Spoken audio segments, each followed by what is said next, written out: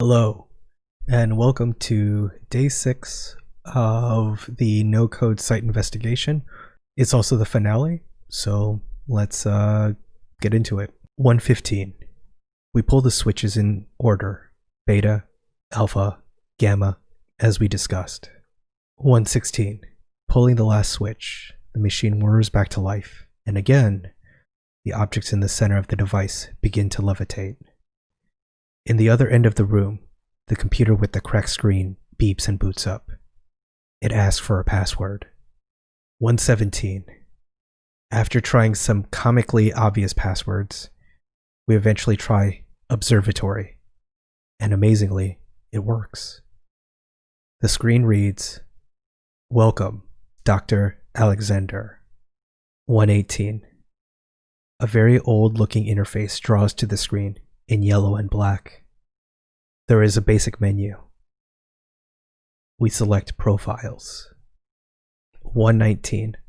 A list of names draws to the screen. Lopez, Stewart, Asian, hundreds, all either marked as candidate or fuel.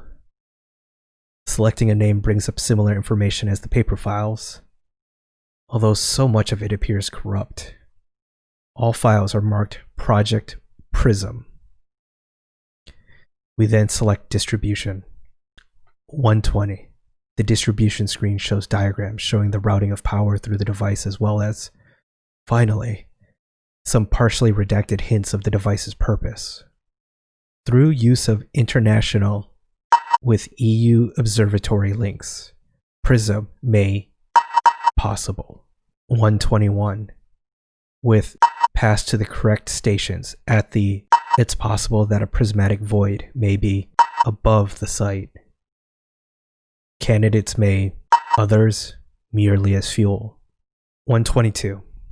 With no other options, we select the initialization page.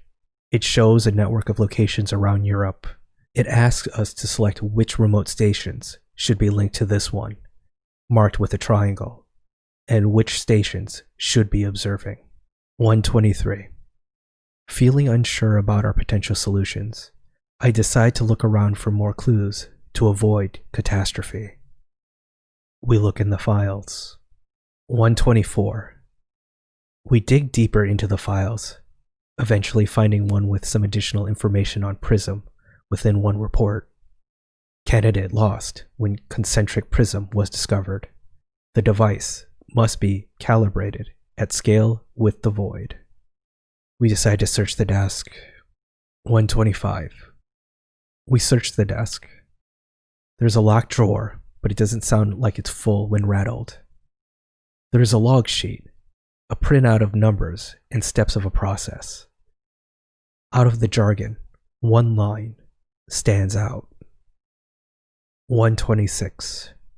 Remove stations more than 1,500 kilometers from Prism Center. Distance too great. View obscured by curvature. We decide to inspect the device. 127. We look at the device. On the floor, around the circular rails the lenses are rested on, we see a compass mark. Near position A on the lens ring is marked north. The device is to scale. 128. I return to the computer, having run out of ideas. I take a guess and choose to link R and E, observe with B and N. 129. We select the links and observe stations that are as best as I can guess, remembering that the device was to scale, and hope for the best. We pull the switch. 130. In an instant, everything goes dark. The world and our minds. For just 1 second, we feel nothing, despite a consciousness existing between us. We are as one, just briefly. 131. I get flashes of a shadow, then another, realizing soon that thousands, if not millions of us share this same nightmare, this darkness. The entire time, working as one to reach a conclusion, without ever really knowing why.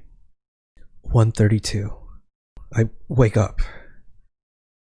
Although it's more like returning, and the device is running on overdrive. I hear the sound of helicopters nearby. Traffic. Commotion. There are other bodies lying here with me. We all stand up. Ghosts of our former selves. Used up. Spat out. 1:33. We leave the confines of the room and step into the open air. The sun is rising what is a new earth. We see a new destination. Whatever we've done, this prism worked. We've opened something up. 1:34. Whether we were supposed to, however, is another matter. And that's the first ever Stories Told live site investigation. They concluded. It was super awesome to play. A lot, really stressful, and I've come to realize I'm not nearly as good as puzzles as I think I am. So thank you, No Code. This was great. I loved it. Seems a lot of other people really enjoyed it as well. They also said to stop by their Discord. Their link here, I'll also put it in the description below. If you somehow found my video and you thought this was really cool, and I'm really excited to see what they do next. Outside of streaming, this is probably going to be the last video I make for 2020. So please take care and have a great new year, and we'll see you in 2021.